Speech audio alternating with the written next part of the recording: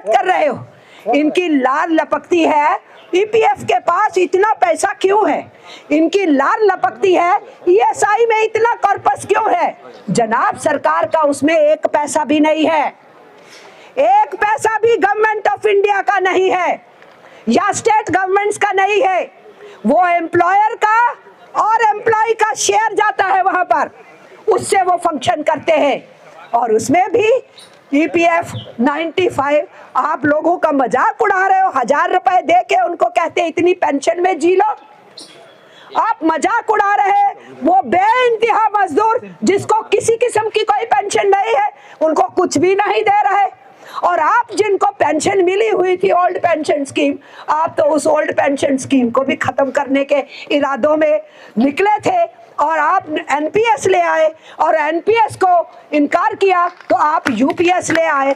अब UPS NPS से भी और भी ज्यादा बुरी निकली और श्रमिकों ने, कर्मचारियों ने कहा हम उसको स्वीकार नहीं करेंगे। तो ले दे के हर पहलू पे जो सरकार का रुख है वो रुख कर्मचारी विरोधी और मजदूर विरोधी और किसान विरोधी। किसानों ने लड़के दिखा दिया ना, 13 महीने बॉर्डर पे बैठे।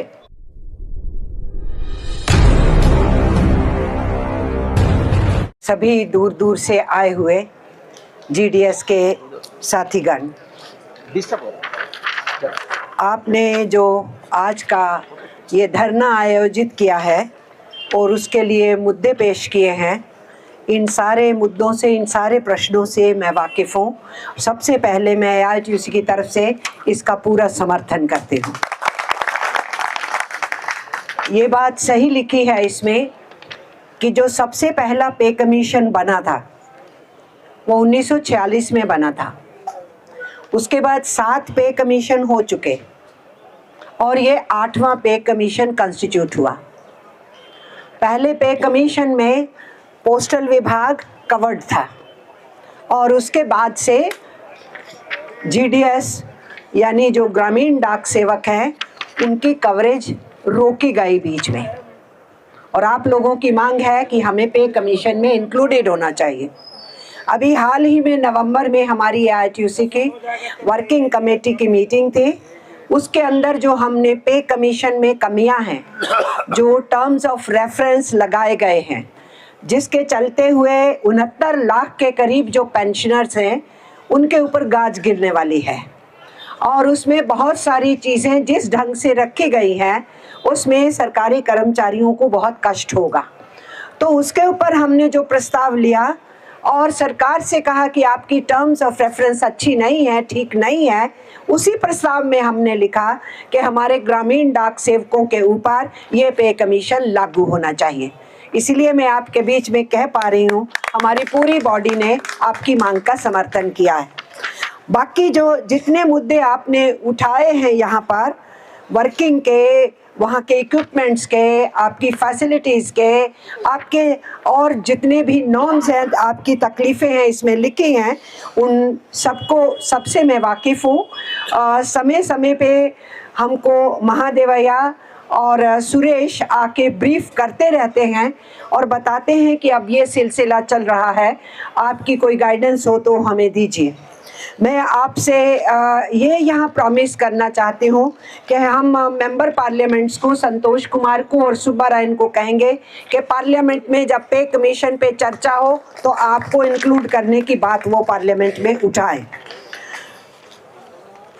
दूसरी बात साथियों जो मैं कहना चाह रही हूँ वो ये है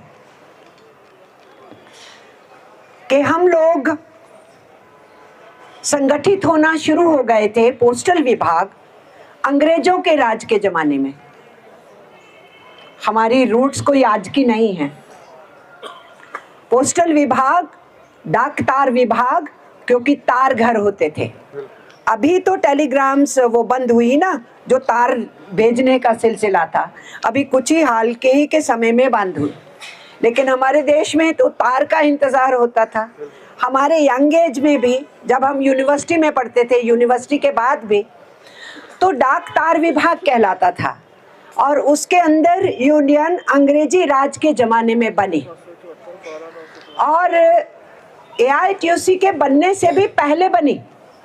थोड़ी सी जगह जगह पर इनिशिएटिव हुआ और उसके बाद फिर AITUC के झंडे के नीचे बनी। तो डाक तार विभाग, डिफेंस का विभाग, जूट मिल, टेक्सटाइल मिल और जितने पब्लिशिंग हाउसेस, जितने भी किस्म के काम होते थे इंक्लूडिंग रेलवेज, सब में यूनियन बनी थी। और वो सारी यूनियनें देश के अलग अलग कोनों में, अलग अलग जिलों के अंदर जो फैक्ट्रीज थी उनके अंदर और जो सर्विसेज थी उनके अंदर यूनियंस बनना शुरू हुई। यही यूनियनें जो थी ये सब एक साथ मिलके 1920 में अपना बड़ा सम्मेलन लिए थे बॉम्बे में, और उस सम्मेलन के अंदर पहला राष्ट्रीय स्तर का संगठन खड़ा हुआ जिसके महामंत्री होने का आज मुझे सौभाग्य है, वो AITUC का गठन हुआ। AITUC हमारी सबकी मदर ऑर्गेनाइजेशन है। जितनी भी आज ट्रेड यूनियंस हैं हिंदुस्तान में वो इसको अपनी मदर ट्रेड यूनियन ऑर्गेनाइजेशन मानती हैं, क्योंकि यही सबसे पहला संगठन था। हमें फिर अपनी पहचान करनी पड़ेगी आने वाले दिनों के लिए, संघर्ष के लिए। इन्होंने हमारे महामंत्री को डिसमिसल दे दिया है, 8 अक्टूबर को। ठीक है, 8 अक्टूबर को डिसमिसल ऑर्डर पकड़ा दिया। क्या कसूर है? हड़ताल कर रहे थे। कितनों को नोटिस दिया कि आप पे एक्शन ले सकते हैं कि नहीं? मेरे ख्याल 3000 के आसपास थे। और आप सबके हटा दिए और हमारे नेता को उस सब चीज को, डिसमिसल का ऑर्डर नहीं था, जो सबको नोटिस था वही इनको था। और सबका आपकी यूनियन ने लड़ा, सबका हटा दिया, और जिन्होंने सबके लिए लड़ा उनका डिसमिसल कर दिया। ये जो घटना हुई है इसी की वजह से मैं इतिहास में जा रही हूँ। साथी ने कहा लेजिस्लेचर्स को पकड़ो, MLA MPs को पकड़ो, यही बोला ना आपने? हमें हक है उनको पकड़ने का, उनकी आंख में आंख मिला के बात करने का, अपनी बाजू ऊंची करके उंगली दिखाने का हमें अधिकार है, क्योंकि हमें यह अधिकार हमारे इतिहास से मिला है। इसीलिए मैंने जिक्र किया, हमारे देश के अंदर अंग्रेजों को ललकारने का काम सबसे पहले हमारे मजदूरों ने किया था। हमारी पहली हड़ताल इस देश के अंदर, जब मजदूर को यह मालूम भी नहीं था कि जो मैं कर रहा हूं इसको हड़ताल कहा जाएगा भविष्य में, 1827 में, आज से लगभग 198 बरस पहले हमारे देश के बंगाल के मजदूरों ने फैक्ट्री से बाहर आकर के कहा हम काम नहीं करेंगे, तुम 6 महीने से हमारा वेतन नहीं दे रहे हो। पहली हड़ताल हुई, जो उनको मालूम नहीं था ये हड़ताल है। उनकी कोई यूनियन नहीं थी, यूनियन नाम का शब्द हिंदुस्तान में नहीं था। तो इस देश के मजदूरों ने पहली आवाज अंग्रेजी राज के दौरान उठाई कि हम शोषण के खिलाफ लड़ेंगे, तुम हमें इंसान नहीं समझते हो, हम इंसान का दर्जा हासिल करेंगे। दूसरा, किसान लड़ रहे थे, किसानों की जमीनें अंग्रेज छीन छीन करके लैंडलॉर्ड्स बन रहे थे, तो किसानों ने विद्रोह किया, बड़े बड़े किसान आंदोलन हुए। तीसरा हिस्सा जो जगा और उठा और लड़ा वो हमारे आदिवासी थे, जो जंगलों के जो संपदा है उससे अपना जीवन चलाते थे और जंगलों की रक्षा करते थे। अंग्रेज जंगलों की पूंजी को हथियाना चाहते थे, लूटना चाहते थे, आदिवासियों को बेदखल कर रहे थे, तो आदिवासियों के बड़े बड़े विद्रोह हुए। ये जो हमारे समाज के इन 3 हिस्सों ने एक वातावरण तैयार किया, उस वातावरण के चलते हुए 1857 का पहला स्वतंत्रता संग्राम हुआ। उस समय में राजे रानियां होते थे और अंग्रेज उनको भी आपस में लड़ा करके, एक को दूसरे के साथ भिड़ा के, फिर एक को गुलाम बनवा के उसको कहे तुमने हमें वजीफा दे दिया, ये बांटो और राज करो की नीति उन्होंने चलाई। रजवाड़ों को भी लड़ा करके नीति चलाई, फिर हिंदू मुसलमान के बंटवारे की नीति चलाई और बांटो और राज करो के हिसाब से वो आगे बढ़े। लेकिन इस देश के अंदर जो मजदूरों ने, लड़ने वाले किसानों ने, आदिवासियों ने वातावरण तैयार किया, उससे हिम्मत बनी कुछ लोगों को। और इसी लाल किला में बहादुर शाह जफर के पास सारे राजे रानियां आए थे कि बादशाह तुम तो देश के तख्त ताज पे बैठे हो, अंग्रेजों के खिलाफ लड़ने की जरूरत है, हम लड़ने को तैयार हैं, आप हाँ भरो। उसके बाद ही वो 1857 का तात्या टोपे का, मंगल पांडे का आप नाम सुनते हो, रानी झांसी का सुनते हो, उन सब का आप नाम सुनते हो। तो ये हमारे देश में इन्होंने कहा विद्रोह कर दिया फौजों ने। हमारे इतिहासकारों ने कहा ये पहला स्वतंत्रता संग्राम था, विद्रोह नहीं था, अपने देश की गुलामी के विरुद्ध आवाज थी। 1857 के उस दौर को कुचल दिया अंग्रेजों ने। उनके उसको कुचल जाने के बाद फिर से किसने सिर उठाया? आपके मजदूर भाइयों ने सिर उठाया, श्रमिकों ने आवाज उठाई। उन्होंने कहा हमारे काम के घंटे सुनिश्चित करो। उन्होंने फिर से अपने शोषण के खिलाफ लड़ना शुरू किया और उस समय के अंदर फिर यूनियनों को बनाने की चर्चाएं शुरू हुई। उससे पहले यूनियनें नहीं थी। जब यूनियनें नहीं थी तब भी वर्कर लड़ता था, सड़क पे आता था। अब तो आपकी यूनियन है, आप तो अपने नेता चुनते हो, आपके नेता आपको गाइड करते हैं, वो सेंट्रल ट्रेड यूनियन से भी मदद लेते हैं। तो फिर हमें जो नीचे वर्क फोर्स हैं, जो मेंबर्स हैं, हम में हिम्मत क्यों नहीं होनी चाहिए? हम में ताकत क्यों नहीं होनी चाहिए? हर आह्वान के लिए हमें मैदान में क्यों नहीं उतरना चाहिए? वो सब हमें करना चाहिए। जैसे इस धरने के आह्वान पे आप सब यहाँ पर पहुंच पाए। तो मैं ये जिक्र कर रही थी कि अंग्रेजों ने जब सबको शांत कर दिया, दबा दिया, मजदूर फिर से उठा और अपनी मांगों को लेके लड़ने लगा। और वही पीरियड था जब रेलवे के अंदर 1853 में पहली रेलवे चल चुकी थी हिंदुस्तान में। तो उसके बाद रेलवे में यूनियन बननी शुरू हुई। पोस्टल विभाग पहले से शुरू थे, वहां यूनियनें बननी शुरू हुई। ऐसे ही फैक्ट्री एरियाज के अंदर यूनियनें बननी शुरू हुई। डिफेंस सेक्टर के अंदर तो यूनियनें शुरू के ही 19वीं सदी के शुरू में बननी शुरू हुई। वो डिफेंस की यूनियन तो 200 साल से ज्यादा पुरानी है। डिफेंस सेक्टर हमारे देश के अंदर जो है, तो डिफेंस की यूनियंस भी बननी शुरू हुई। ये यूनियनों के सिलसिले के चलते हुए हमारे देश के मजदूर ने देश के आजादी के आंदोलन में भागीदारी शुरू किया। और आपसे मैं ये भी कहूं, आप पहले लड़े, राजनीतिक प्लेटफॉर्म बाद में बना। अगर कोई ये समझता है कि राजनीतिक पार्टियां हमको गाइड करती हैं, नहीं जनाब, हम राजनीतिक पार्टियों को दिशा दिखाने का काम करते हैं। यह समझ में आना चाहिए। जिस दिन यह समझ में आएगा उस दिन हम एमएलए और एमपी को घेर करके कहेंगे किस बात के लिए तुम्हें चुना है, अगर हमारी वर्कफोर्स की तुम रक्षा नहीं कर सकते हो। ये हम कह पाएंगे। इसलिए हमें मालूम होना चाहिए इस चीज को कि मजदूर तो लड़ रहा था, वो संघर्ष कर रहा था, अपनी यूनियन बनाना शुरू कर दिया, लेकिन जो राजनीतिक प्लेटफॉर्म था अंग्रेजों को चुनौती देने का, वो कब बना? 1885-86 में इंडियन नेशनल कांग्रेस तब बनी।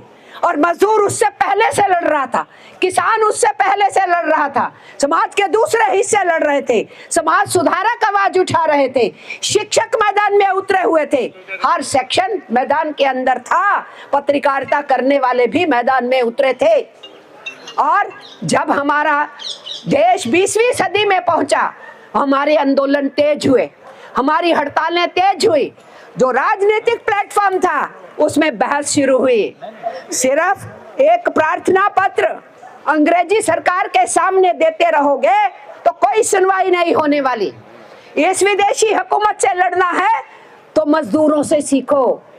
मैंने आपसे कहा ना, मजदूर आंदोलन ने राजनीतिक पार्टियों को रास्ता दिखाया है और मजदूर आंदोलन की लड़ाई से ही इंडियन नेशनल कांग्रेस में 19वीं सदी के आखिरी में और 20वीं सदी के शुरू में बहस शुरू हुई।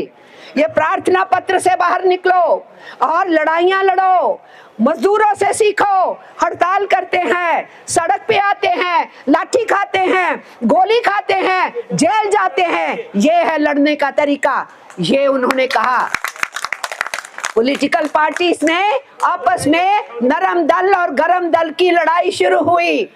जो कह रहे थे मजदूरों से सीखो लड़ो, उनको गरम दल कहा गया, और जो अभी भी सिर्फ प्रार्थना पत्रों पे रहना चाहते थे उनको नरम दल कहा गया। तो इस देश के अंदर लड़ाइयों का सिलसिला 20वीं सदी के अंदर और तेज हुआ, और स्वतंत्रता आंदोलन के लोग मजदूरों के आंदोलनों से प्रभावित हो रहे थे। और यही वजह थी, उन्होंने एक बात और देखी, उसके बाद और ज्यादा प्रभावित हुए।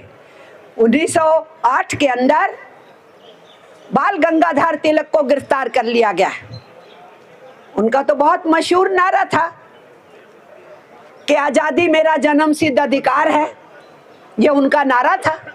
उनको जब जेल में भेजा गया तो आह्वान हुआ पूरे देश के अंदर हड़ताल का और बंद करने का, आंदोलन करने का। हमारा कोई राष्ट्रीय संगठन तब नहीं था, हमारी अलग अलग जगह पे यूनियनें थी, लेकिन उस रिस्पांस को हमारे देश के मजदूरों ने, जितनी यूनियनें थी उन्होंने पूरे देश के अंदर उस आह्वान को स्वीकार करते हुए मैदान में उतरे, और पूरे देश के अंदर मजदूर आंदोलन उस भारत के अंदर उस एक्शन के अंदर शामिल था। लेकिन आपका बॉम्बे का मजदूर पूरा 6 दिन बॉम्बे बंद रखा। हर किस्म का मजदूर, चाहे डाक विभाग का, तार विभाग का, कि वो टेक्सटाइल का मजदूर था या किन्हीं और कामों में जुड़ा हुआ मजदूर था, सब ने 6 दिन बॉम्बे बंद किया।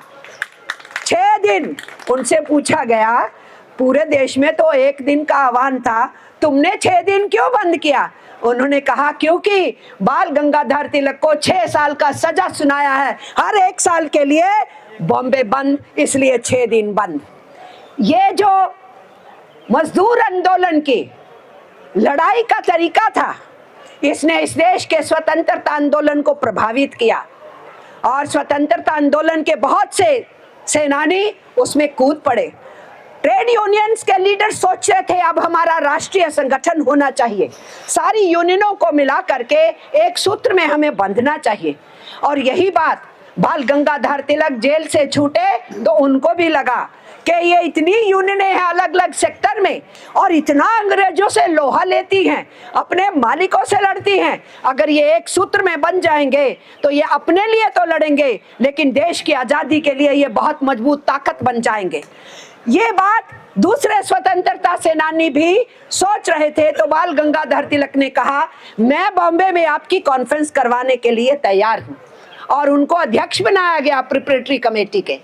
उनकी मृत्यु हो गई कॉन्फ्रेंस के होने से पहले, तो कॉन्फ्रेंस थोड़ी सी पोस्टपोन हुई और अक्टूबर में की गई। तो फिर दूसरे अध्यक्ष कौन चुने गए? यहाँ पंजाब के लोग बैठे हैं, लाला लाजपत राय को तो पूरे देश में जाना जाता है, उनकी अध्यक्षता में फिर कॉन्फ्रेंस हुई। वो पहले प्रेसिडेंट बने AITUC के जब 1920 में बॉम्बे में कॉन्फ्रेंस हुई। और इस संगठन को ट्रेड यूनियन नाम कोई भी था, AITUC है ना, कुछ और भी नाम हो सकता था, एक राष्ट्रीय संगठन जिसको आशीर्वाद था स्वतंत्रता सेनानियों का, और जो उस स्वतंत्रता आंदोलन की प्रेरणा भी बनते थे, मजदूर आंदोलन। और आपको मैं कहूं, लाला लाजपत राय की अध्यक्षता में AITUC आगे बढ़ना शुरू हुई। तो 1921 के अंदर हमारा कॉन्फ्रेंस हुआ झरिया में, जो बिहार का हिस्सा था, झारखंड में। 1921 में आपको श्रेय है, इस देश के राजनीतिक प्लेटफॉर्म से नारा नहीं उठा था पूरी आजादी का, सबसे पहले आपकी AITUC की कॉन्फ्रेंस से नारा उठा था 1921 के अंदर। आप लोगों ने, मजदूरों ने, श्रमिकों ने इस देश को पूरी आजादी मिलनी चाहिए, इस प्रस्ताव को पास किया। किस बैकग्राउंड में पास किया? इस बैकग्राउंड में पास किया कि 1919 के अंदर जलियांवाला बाग में सैकड़ों हिंदुस्तानी जनरल डायर के हुक्म पे भून दिए गए थे। 1920 में बापू गांधी ने असहयोग आंदोलन का नारा दिया तो गांव और शहर एकदम खड़ा हो गया और लड़ाई के मैदान में तेजी से आगे बढ़ा। तो 1921 में इस सब चीज का संज्ञान लिया गया उस कॉन्फ्रेंस में, उस पे विचार विमर्श करके फिर ये कहा अब अंग्रेजों को इस देश में रहने का कोई अधिकार नहीं, ये निहत्थे हिंदुस्तानियों को गोलियों से भूनने के नतीजे पे आ गए और पूरा देश उबाल की तरफ असहयोग आंदोलन में खड़ा हो गया। अब अंग्रेजों को यहाँ से जाना चाहिए। प्रस्ताव पास हुआ, संपूर्ण स्वतंत्रता इस देश को चाहिए। राजनीतिक प्लेटफॉर्म पे 8 साल के बाद प्रस्ताव पास हुआ, लेकिन उसके लिए भी ट्रेड यूनियन लगातार उनके सेशन के बाहर मोबिलाइज करती थी, उनसे मांग करती थी, तुम राजनीतिक प्लेटफॉर्म हो, हम ट्रेड यूनियन है, हम मजदूर, श्रमिक, कामगार समझते हैं कि आजादी का नारा आना चाहिए। तो ही कहीं 8 साल बाद 1929 में पूरी आजादी का नारा पास किया गया। ये आपको श्रेय है, ये आपके संघर्षों का नतीजा है, ये आपकी सोच का नतीजा है कि इस देश के कर्मचारी ने, कामगार ने, मजदूर ने आजादी के आंदोलन को पूरी आजादी का प्रस्ताव पास लेने पे मजबूर किया। और 28 में जब साइमन कमीशन आया, आज तुम सोचते हो हमारे यूनियन लीडर को डिसमिस करके और सबकी आवाजों को बंद कर दोगे, उनके अधिकारों को दोगे नहीं और 4 लेबर कोड लाके ट्रेड यूनियन को तबाह करोगे, खत्म करोगे, उनके ऊपर हमले करोगे। तो हम भी अपने इतिहास से सीख रहे हैं कि ना कभी खत्म हुए थे, ना कभी खत्म किए जा सकेंगे। पहले भी लड़े थे, आज भी लड़ रहे हैं, आगे भी हम लड़ेंगे। ये मैं कहना चाहती हूँ। 28 में जब साइमन कमीशन आया तो हमारे अध्यक्ष कौन थे? हमारे अध्यक्ष थे पंडित जवाहरलाल नेहरू। साइमन कमीशन के खिलाफ लड़ते हुए लाला लाजपत राय की लाठियों के अंदर इतने जख्मी हुए कि उनकी हॉस्पिटल के अंदर मृत्यु हुई, जहां भगत सिंह ने खड़े होकर कहा था, लाला हम तुम्हारी मौत का बदला लेंगे। उसके अगले साल 1929 में कौन थे हमारे अध्यक्ष? वो जिन्होंने नारा दिया, तुम मुझे खून दो मैं तुम्हें आजादी दूंगा। सुभाष चंद्र बोस हमारे अध्यक्ष थे। 1942 के अंदर जब अंग्रेजों को आखिरी धक्का देने का नारा उठाया गया, अंग्रेजों भारत छोड़ो, तब AITUC के अध्यक्ष कौन थे? वीवी गिरी। वो हमारे अध्यक्ष थे, जो बाद में वाइस प्रेसिडेंट इंडिया हुए और फिर प्रेसिडेंट ऑफ इंडिया बने। इसलिए ट्रेड यूनियन और ट्रेड यूनियंस के नेताओं को आप समझते हैं कि हेरा गहरा है। मैं हुकूमतों से कहना चाहती हूँ, हिंदुस्तान की गद्दी पे बैठे हो या राज्यों की सरकारों के ऊपर बैठे हो, ये इस देश का करोड़ों मजदूर है, श्रमिक है। सरकारी क्षेत्र में, पब्लिक सेक्टर में, प्राइवेट सेक्टर में, असंगठित क्षेत्र में, ये है मेहनत का शवाम। और किसानों के साथ मिलके 13 महीने जब किसान बैठे थे, उनके समर्थन में ये मजदूर उतरा था। ये है जो देश को बनाते हैं, ये है जो देश में सेवाएं देते हैं, ये है जो देश में धन दौलत पैदा करते हैं। और आप समझते हो कि उनके साथ ये रवैया होगा, उनकी लीडरशिप के साथ ये रवैया होगा, तो हम कैसे बर्दाश्त करेंगे? इसलिए हम आप साथियों से कहना चाहते हैं कि ये जो उन्होंने कदम उठाए हैं और जो आपकी लगातार बाकी सब इश्यूज के ऊपर मांगे, इन सारे प्रश्नों को लेके आपका जो आंदोलन है वो वाजिब आंदोलन है। और मैंने आपसे जिक्र किया, सरकार क्या करना चाहती है? उनको ये धरने पसंद नहीं है, उनको जुलूस पसंद नहीं है, उनके खिलाफ नारे लगाओ उनको पसंद नहीं है, उनको सवाल करो उनको पसंद नहीं है, उनको कोई पत्रकार सवाल कर ले तो अगले दिन शायद जेल में ही होगा। इसलिए कोई प्रेस कॉन्फ्रेंस भी नहीं हुई पिछले 11 साल से। तो सरकार क्या करना चाहती है? उन्होंने 4 लेबर कोड बनाए, हमारे 44 कानूनों को एक जगह पे इकट्ठा करके उनमें से 15 कानून तो रद्द कर दिए और 29 कानून को भी रद्द करते हुए 4 कोड में बदल दिया। अब उसकी घोषणा इन्होंने 4 कोड की नोटिफिकेशन की 21 को की है।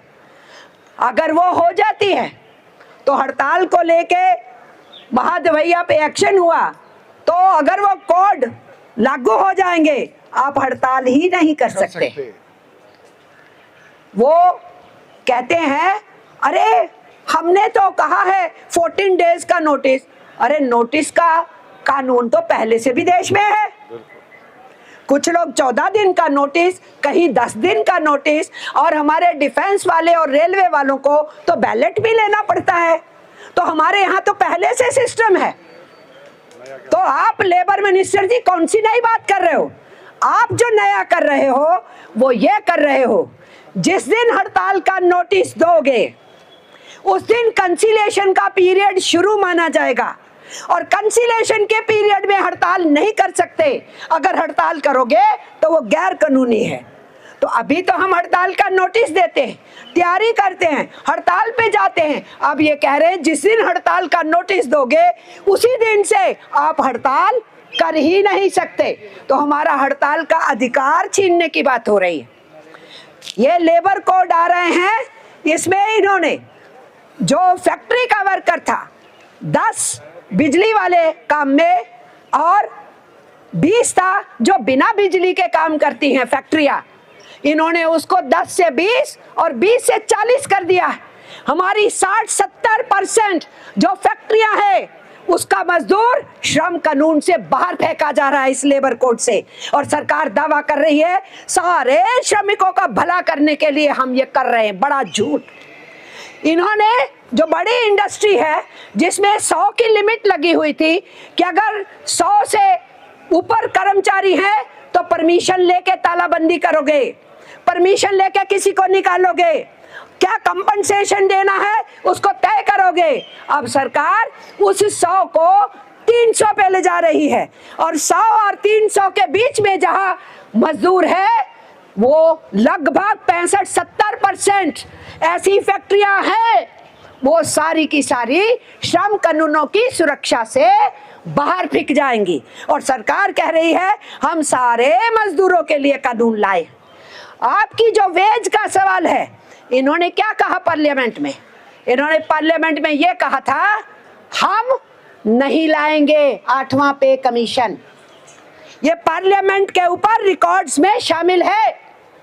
सरकार के जीतने के बाद 24 में लूली लंगड़ी सरकार है, बैसाखियों पे टिकी है, 240 सीटें हैं। इधर नीतीश बाबू है और इधर चंद्रबाबू है, और उसके ऊपर खड़े हैं ये लोग, और कहा हम पे कमीशन नहीं लाएंगे 8वां। लेकिन जैसे ही दिल्ली की इलेक्शन आई, दिल्ली के अंदर इलेक्शन में तो बहुत है ना गवर्नमेंट एम्प्लॉइज मिडिल क्लास के, उनकी वोट के वास्ते अनाउंस कर दिया। अनाउंस करके इलेक्शन जीतने के बाद ठंडे बस्ते में फेंक दिया। फिर बिहार की इलेक्शन आई तो फिर से जग गए ये लोग, और फिर से उठा के घोषित किया ये हमने पे कमीशन लाया। लेकिन वो जो पे कमीशन लाए 8वां, वो लूला लंगड़ा है, उसकी टर्म्स ऑफ रेफरेंस ठीक नहीं है, उसमें हमारे जीडीएस के लोगों को शामिल नहीं किया गया है। ये सब कुछ है। इसलिए ये सरकार कर क्या रही है? उन 4 लेबर कोड के जरिए से हमारी जो वेज है ना, वेतन जिसको बोलते हैं, उसकी डेफिनेशन ही बदल रहे हैं। घर में आने वाली वेतन कम हो जाएगी, और उसके साथ साथ उस वेतन के लिए नेगोशिएशन का सिस्टम सारा बदल रहे हैं। हम नहीं जानते जो आज सिस्टम है बाइपार्टाइट और ट्राइपार्टाइट, जेसीएम्स का, जॉइंट कमेटीज का या बाइपार्टाइट बॉडीज का, इस सरकार के रहते हुए जिंदा रहेगा कि नहीं ये सिस्टम। क्योंकि ये जो लेबर कोड है उस सारे सिस्टम को ध्वस्त कर देना चाहते हैं। और इसी के साथ साथ इंडस्ट्रियल कोड में हड़ताल का मुद्दा भी हो गया, और मैंने आपको बताया कि उन्होंने सीमा भी बढ़ा दी। लेकिन और चीज ला रहे, आप तो कहते हैं ना हमारे जो कॉन्ट्रैक्ट पे हैं उनको रेगुलर करो, उनको घुमाते रहते हो, काम लेते हो, एक समान काम का एक समान वेतन नहीं देते हो, ये सब बात करते हैं। हर पब्लिक सेक्टर, गवर्नमेंट सेक्टर में आउटसोर्स हो रहा है काम, इसको हम देख रहे हैं। और प्राइवेट सेक्टर में ठेके पे मजदूर ज्यादा है, कैजुअल और डेली वर्कर है। अब ये क्या कर रहे हैं? कह रहे हैं हम सबको फॉर्मल सेक्टर बना देंगे, बढ़िया कर देंगे। नहीं जनाब, आप हमारी जॉब सिक्योरिटी खा रहे हो, आप फिक्स टर्म ला रहे हो। फिक्स टर्म का मतलब है 6 महीने का, साल का, 1.5 साल का, 2 साल का, 3 साल का कोई कॉन्ट्रैक्ट होगा आपके साथ। और आपके तलवार लटकी रहेगी। आज आपने काम शुरू किया, इस दिन आपको रास्ता दिखा दिया जाएगा कि आप बाहर चले जाइए। और फिक्स टर्म एम्प्लॉय क्या मालिक को के सामने आवाज उठा पाएगा? नहीं, कभी नहीं। नहीं उठा पाएगा। उसको ये रहेगा कि मालिक खुश रहे तो शायद मुझे आगे फिर से इस फिक्स टर्म का कॉन्ट्रैक्ट मिल जाए, ठेका मिल जाए। उसका मायने एक और है। तीसरा मायने ये है, वो यूनियन नहीं बनाएगा। वो यूनियन बनाने से डरेगा, क्योंकि अभी जब यूनियन बनाने के अधिकार हैं तो बहुत सी फैक्ट्रियों में हम यूनियन बनाने की, जैसे ही रजिस्ट्रेशन की बात करते हैं, उनको वो इंगित कर लेते हैं, अच्छा ये कर रहा है, ये प्रेसिडेंट बन रहा है, ये जनरल सेक्रेटरी बन रहा है। रजिस्ट्रार ऑफिस से खबर लाते हैं और उन मजदूरों को सबसे पहले निकाल के बाहर फेंकते हैं। तो जब अभी हमें यूनियन बनाने का अधिकार मिला हुआ है, उसके अंदर ही वर्कर को यूनियनाइज करना एक कठिन काम है। तो जब फिक्स टर्म एम्प्लॉयमेंट हो जाएगी तो यूनियन नहीं बन पाएंगी। तो ये क्या करना चाहते हैं? कोई मालिक रेगुलर भर्ती नहीं करना चाहेगा, सब फिक्स टर्म करेंगे। और सरकार का जो क्षेत्र है, पब्लिक सेक्टर है, वो भी फिक्स टर्म पे आ जाएगा। उसका मतलब ये है, एक तरफ तो आप उनके अधिकार छीनोगे, उनके ऊपर अनिश्चितता ला दोगे। एक बच्चा नौकरी पाता है, माँ बाप कहते हैं जवान है तो अब तेरी शादी कर दें हम, और वो शादी किया, एक बच्चा हो गया, तब तक वो 3 साल का पीरियड आ गया फिक्स टर्म का, तो क्या उसको फिर सड़क पे आना चाहिए अपनी बीवी और बच्चे को लेकर? उसको अनिश्चितता दे रहे हैं, टेंशन पैदा हो रही है समाज में, तनाव बढ़ रहा है समाज के अंदर, और इस तरीके से उसको कोई पेंशन कवरेज नहीं होगी। आपको पता है, ये चारों तरफ ड्यूटी पे खड़े हैं ना आपके, ये सीआरपीएफ हो गया, ये बीएसएफ हो गया है, ये जितनी फोर्सेस है, सीआईएसएफ हो गया, आपको पता है इनको भी पेंशन नहीं है, इनको भी नहीं है। तो सरकार क्या कर रही है?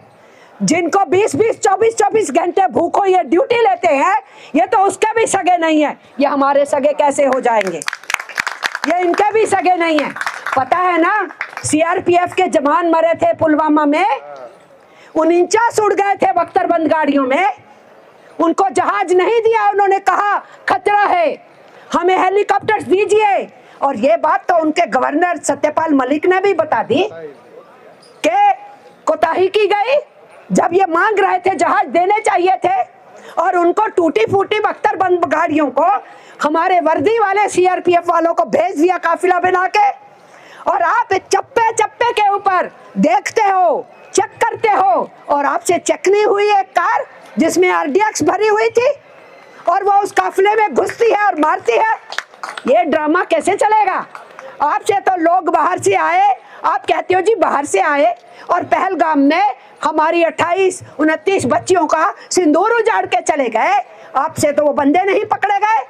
और जिस दिन पार्लियामेंट में बहस होनी थी, उस दिन अमित शाह जिस दिन बोलने वाले थे, किन्हीं 2 को मार के कह दिया, उनमें से हमने 2 मार दिए। पर जवाब दीजिए, आपने 5 की फोटो निकाली और आपने बाद में उस 5 की स्केच को वापस ले लिया, और आपकी सरकार ने कहा नहीं नहीं ये गलत है, ये लोग नहीं थे। तो क्या कर रही है सरकार? आपको सिर्फ ये याद है कि हमें कैसे पीटना है कर्मचारियों को, कैसे दबाना है मजदूरों को, कैसे उनके यूनियन के अधिकार छीनने हैं, कैसे उनके लड़ने के, प्रोसेशन के, हड़ताल के अधिकार छीनने हैं। अब ये कोड लेके आए हैं, कह रहे हैं कि वेज सबको मिल जाएगी।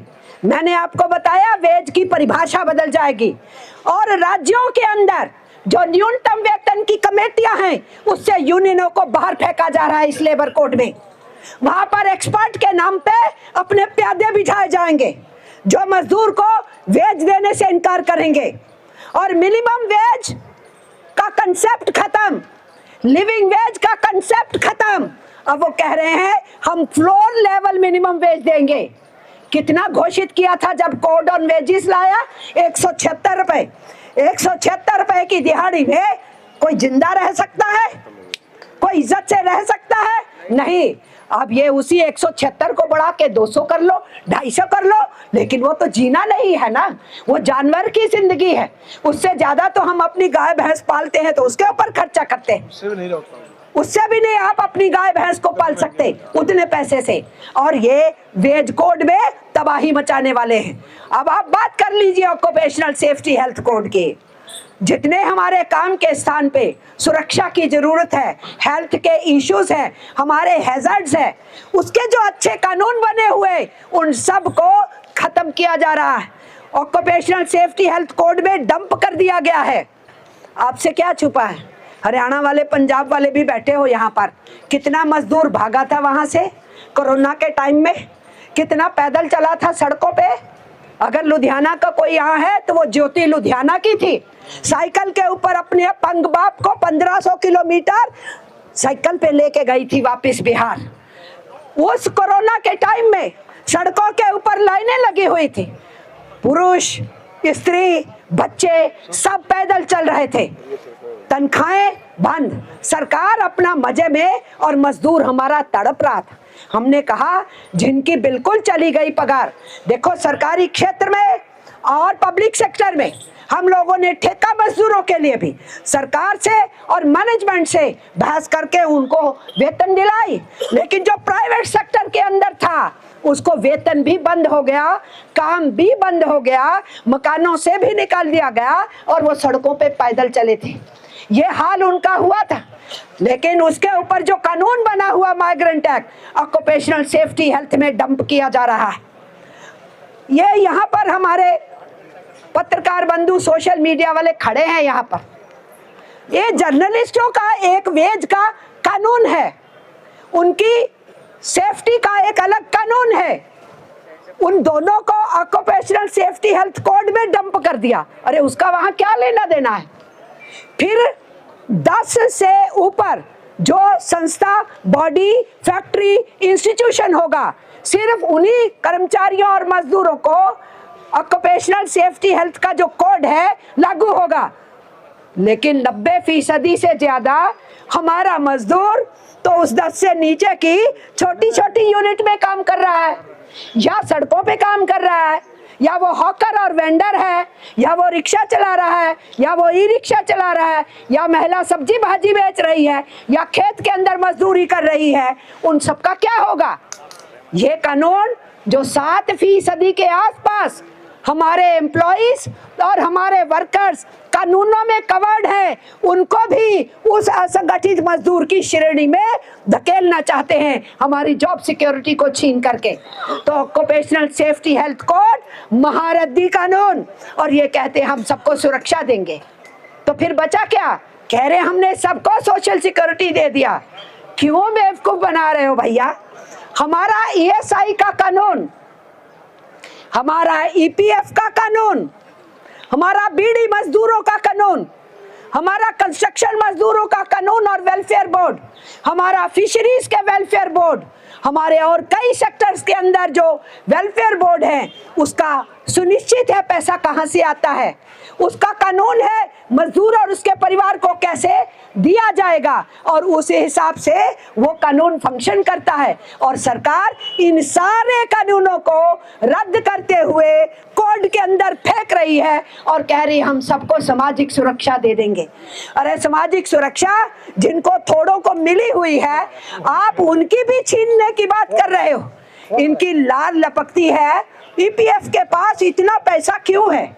इनकी लार लपकती है, ESI में इतना कॉर्पस क्यों है? जनाब सरकार का उसमें 1 पैसा भी नहीं है, 1 पैसा भी गवर्नमेंट ऑफ इंडिया का नहीं है या स्टेट गवर्नमेंट्स का नहीं है। वो एम्प्लॉयर का और एम्प्लॉय का शेयर जाता है वहां पर, उससे वो फंक्शन करते हैं।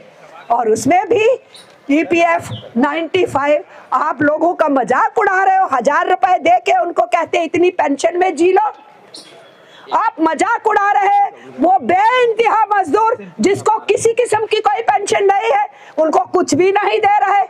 और आप जिनको पेंशन मिली हुई थी ओल्ड पेंशन स्कीम, आप तो उस ओल्ड पेंशन स्कीम को भी खत्म करने के इरादों में निकले थे। और आप एनपीएस ले आए और एनपीएस को इनकार किया तो आप यूपीएस ले आए। अब यूपीएस एनपीएस से भी और भी ज्यादा बुरी निकली और श्रमिकों ने, कर्मचारियों ने कहा हम उसको स्वीकार नहीं करेंगे। तो ले दे के हर पहलू पे जो सरकार का रुख है वो रुख कर्मचारी विरोधी और मजदूर विरोधी और किसान विरोधी। किसानों ने लड़के दिखा दिया ना, 13 महीने बॉर्डर पे बैठे और सरकार ये जो 4 लेबर कोड लाई, कोड ऑन वेजिस लाई और 3 फिर बाकी कोड जो लाई, कब लाई? जब डिजास्टर मैनेजमेंट एक्ट था, जब हमें प्रदर्शन करने का अधिकार नहीं था। इस जंतर मंतर पे भी आने के लिए कहते थे कितने लाओगे, 20 लाओगे कि 10? तो आने देंगे, नहीं तो नहीं आने देंगे। जनवाद का जितना क्षेत्र है उसको खत्म कर रहे हैं। याद होगा आपको, बोट क्लब के ऊपर प्रदर्शन होते थे, बोट क्लब पे होते थे प्रदर्शन, बोट क्लब खुला होता था। मुझे याद है, मैं स्कूल की विद्यार्थी थी, बाद में यूनिवर्सिटी की विद्यार्थी थी, वहीं पर प्रदर्शन होते थे। उसी पार्लियामेंट के अगल बगल में प्रदर्शन होते थे, वो छीन लिया गया 90 के दशक में और फिर हमें यहाँ ले आए और पार्लियामेंट स्ट्रीट पे। उसके बाद कुछ लोगों से पिटीशन डलवा के वो पार्लियामेंट स्ट्रीट हमसे छीन ली गई 2019 के बाद से। और उसके बाद जंतर मंतर यहाँ इन्होंने अनाउंस कर दिया कि यहाँ भी नहीं कोई प्रदर्शन होगा। हम लोगों ने कहा कि हमें मारोगे, पीटोगे या जेल भेजोगे या गिरफ्तार करके कहीं भी ले जाओगे, हम तो यहाँ प्रदर्शन करेंगे। और हम डिफाई करते हुए यहाँ प्रदर्शन किए। उसके बाद फिर से जंतर मंतर शुरू हुआ। अब जंतर मंतर का क्या हाल कर दिया है? ये लगा दिए बैरिकेड, उधर लगा दिया बैरिकेड, एक ही डिब्बा बना दिया। इसी डिब्बे में यहाँ भी माइक चल रहा होता है, वहाँ भी चल रहा होता है, वहाँ भी चल रहा होता है, एक दूसरे की आवाज में घुस रहा होता है। और आप कहते हैं हमने जी इनको बोलने का अधिकार दिया हुआ है। बीच बीच में क्या बोलते हैं, यहाँ से भी भगा देंगे, तुम्हें कुछ करना है तो रामलीला पे करना। रामलीला ग्राउंड भी बंद कर रहे, फिर कहेंगे बॉर्डर पे चले जाना दिल्ली के, है वहाँ बुराड़ी में जाके कर लेना। क्या मजाक है? हिंदुस्तान के संविधान का मजाक उड़ाया जा रहा है, डेमोक्रेसी को कुचला जा रहा है। और यूनियन और किसान आंदोलन वो जनवाद की आवाज हैं, उनको कुचलने के लिए उनके कानून लाए जा रहे हैं और हमारे कानून लाए जा रहे हैं। इसलिए मेरा आपसे ये कहना है, और साथी भी आए हैं बोलेंगे, आपको समर्थन देंगे और नेताओं ने भी बोलना होगा। इसलिए मैं अपनी वाणी को विराम देने की तरफ आगे बढ़ते हुए ये कहना चाहती हूँ, हम हिंदुस्तान के बाशिंदे हैं, हिंदू, मुस्लिम, सिख, ईसाई, बौद्ध, जैन, पारसी, हमारा सबका ये संविधान है। हम आस्तिक हों कि नास्तिक हों, और संविधान ने हमें सारी छूट दी है। इसलिए जब जब हमारे प्रदर्शन होते, जब जब हमारे धरने होते, हिंदुस्तान वहां दिखाई देता है। ये है हिंदुस्तान इंडियन कॉन्स्टिट्यूशन के हिसाब से। और कुर्सी पे बैठे लोग सोचते हैं अंग्रेजों ने बांटो और राज करो की नीति कर ली, हम भी इनमें बांटो और राज करो की नीति को आगे बढ़ा लेंगे। उनको समझ लेना चाहिए, जब राम प्रसाद बिस्मिल आज आजादी के लिए दीवाने होकर निकले थे फांसी को चूमने के लिए, उनका मित्र अशफाकुल्लाह उनके साथ था। यह है हमारी परंपरा। हम अपने देश के अंदर किसी भी तरीके से जहर को फैलने नहीं देंगे, जनवाद को कुचलने नहीं देंगे, संविधान की धज्जियां उड़ाने नहीं देंगे। और आखिर में मैं कहना चाहती हूँ, मंत्री महोदय ने 4 लेबर कोड लाते हुए क्या कहा? उन्होंने कहा हम इनको कॉलोनियल माइंडसेट से मुक्त कर रहे हैं। जनाब किसको बोल रहे हो? किसको बोल रहे हो? उपनिवेशी दिमाग, कॉलोनियल माइंडसेट, मजदूरों को बोल रहे हो, यूनियनों को बोल रहे हो। और मैंने अभी आपको बताया, हमारा इतिहास अंग्रेजी प्रशासन को ललकारने का है। हमारा अधिकार यूनियन के जरिए से अपने देश की आजादी के आंदोलन को मजबूत करने का है। और हमने 150 बरस की लड़ाई के बाद कानून हासिल किए। हमने अंग्रेजों से ट्रेड यूनियन एक्ट 1926 छीना, जिसको तुम आप खत्म कर रहे हो। हमने 1922 में अपनी खदानों के लिए कानून लिया, हमने 1923 में कंपनसेशन का कानून लिया, हमने 1935 में पेमेंट ऑफ वेजेस एक्ट लिया। ये कब लिया? जब अंग्रेजों का राज था। हमने अंग्रेजों के खिलाफ लड़के अपनी यूनियनों को स्थापित भी किया, लीगलाइज भी कराया, कानून भी हासिल किए, और फिर आजाद हिंदुस्तान में हमें लड़ना पड़ा। हम सड़कों पे लड़े, हम पार्लियामेंट और असेंबली में एमपीज और एमएलएस के जरिए से लड़े। हमारे जो देश के पहले प्रधानमंत्री थे वो एटक के प्रधान रह चुके थे, लेकिन एटक को कोई नहीं रोक सकता था कि थे आप हमारे प्रधान। आज आप प्रधानमंत्री हो देश के, अगर हमारी बात नहीं सुनोगे आपके खिलाफ हम सड़कों पे होंगे। ये हमारा ट्रेड यूनियन का अधिकार रहा है।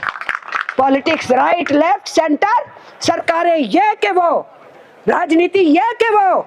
अगर आप इस देश के मेहनत का शवाम को 67 करोड़ 140 करोड़ की आबादी में 67 करोड़ के करीब श्रमिक और कर्मचारी है, और उसके अलावा हमारे देश में हमारे किसान हैं और जो छोटे मोटे काम धंधे वाले हैं, तो इस देश की 120 करोड़ आबादी को आप तरसा रहे हो, तड़पा रहे हो। उसमें 80 करोड़ को 5 किलो दे के अपने आप को देवता कहलाना चाहते हो। ये बताओ कि इस मुल्क का क्या होगा? टैरिफ की धमकियां दे दी, ट्रंप आपको आंखें दिखा रहे हैं और आपकी बोलती बंद है, उसके खिलाफ एक शब्द नहीं बोल पाते हो।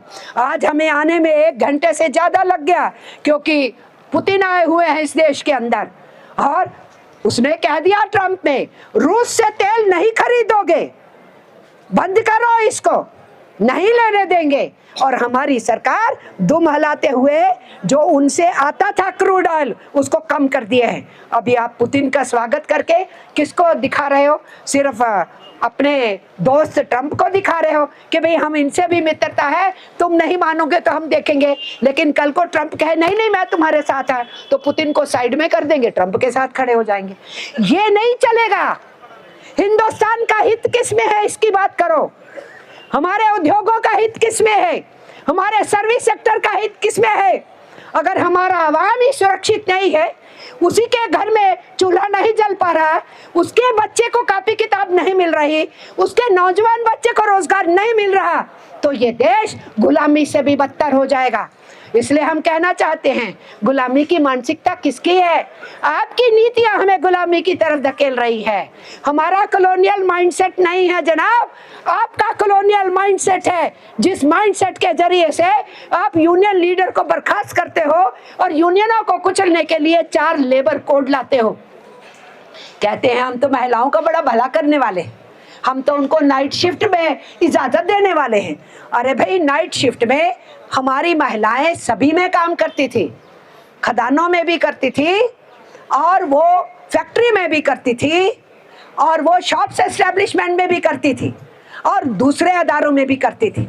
जब ILO का कन्वेंशन आया कि महिलाओं को सुरक्षित दायरों के अंदर रात का काम दो, बाकी जगह दिन का काम दो, हमारे देश ने पंडित नेहरू के टाइम में उस कन्वेंशन को पास किया ट्रेड यूनियंस की डिमांड के ऊपर। उसके बाद कानून बना, महिला सिविल एविएशन में रात में काम कर सकती है, हॉस्पिटल सिस्टम में कर सकती है, क्योंकि नर्स और डॉक्टर की जरूरत है कि वो कम्युनिकेशन का जो साधन है उसमें वो रात में कर सके, जो टेलीफोन और तार विभाग होता था। बाकी फैक्ट्री में, खदानों में और दुकानों पे महिलाओं का रात का काम बंद कर दिया गया।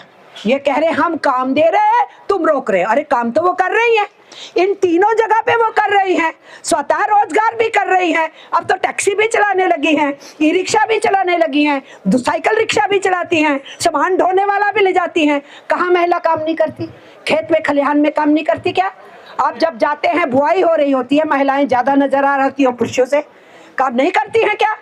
आप उनको सुरक्षित नौकरियां नहीं दे रहे हो, आप बैंक्स में रिक्त पद पड़े नहीं दे रहे हो, स्कूलों में रिक्त पद पड़े आप भर्ती नहीं कर रहे हो, कॉलेज में रिक्त पद पड़े आप भर्ती नहीं कर रहे हो, अस्पतालों में नर्सिस की बहुत कमी है, आप भर्ती नहीं कर रहे हो, और उनको नाइट शिफ्ट में तुम इन तीनों एरिया जो प्रतिबंध थे इसमें काम कर लोगे, बड़ा महान काम कर रहे हैं, हम तो महिलाओं को जी रोजगार दे रहे हैं। ये झुंझुना किसको दिखा रहे हो, ये उल्लू किसको बना रहे हैं आप? आपने कह दिया जी ग्रेच्युटी अब 1 साल के बाद शुरू हो जाएगी। फिक्स टर्म एम्प्लॉयमेंट वाले को 1 साल के बाद ग्रेच्युटी शुरू करोगे, लेकिन उसकी नौकरी को पक्का नहीं रखोगे, उसको यूनियन बनाने नहीं दोगे, उसको सोशल सिक्योरिटी दोगे नहीं, उसको पेंशन कवर नहीं करोगे, तो भाड़ में गई तुम्हारी ग्रेच्युटी का 1 साल। हम कह रहे हैं कि लिमिट नहीं होनी चाहिए ग्रेच्युटी पे, आप मानने को तैयार नहीं। बोनस, हम बोनस देंगे सबको। बोनस सिर्फ वही दिया जा सकता है जहां मालिक और मजदूर का रिश्ता है। 93% हमारे देश का मजदूर मालिक और मजदूर के रिश्ते से बाहर फेंक दिया गया है, तो कहां बोनस मिलेगा उसको? ये जो झुंझुने दिखा के बच्चे को चुप कराते हैं ना, उस तरीके से ये हमें झुंझुने दिखा रहे हैं। जनाब, हम इसमें झांसे में नहीं आने वाले। हमारे पुरखों ने बहुत लड़ा, बहुत संघर्ष किए, हम लोगों को भी उस लड़ाई के रास्ते सिखाए। अभी बताया यहाँ महादेवैया ने कि कॉमरेड गुरुदास दासगुप्ता हमारे जनरल सेक्रेटरी थे, तो जीडीएस के लोगों की कितनी मदद में हर सेक्टर के लिए वो उतरते थे। तो गुरुदास दासगुप्ता तो पार्लियामेंट के अंदर रहे, 25 साल रहे राज्यसभा और लोकसभा में, और उन्होंने उस 25 साल में मजदूरों के लिए लड़ा, खेत मजदूरों के लिए लड़ा, सरकारी कर्मचारियों के लिए लड़ा, हमारे कंस्ट्रक्शन वर्कर और बीड़ी वालों के लिए लड़ा। लड़ाई लड़ी पार्लियामेंट के अंदर। पार्लियामेंट में लड़ने वाले चाहिए, असेंबली में लड़ने वाले चाहिए।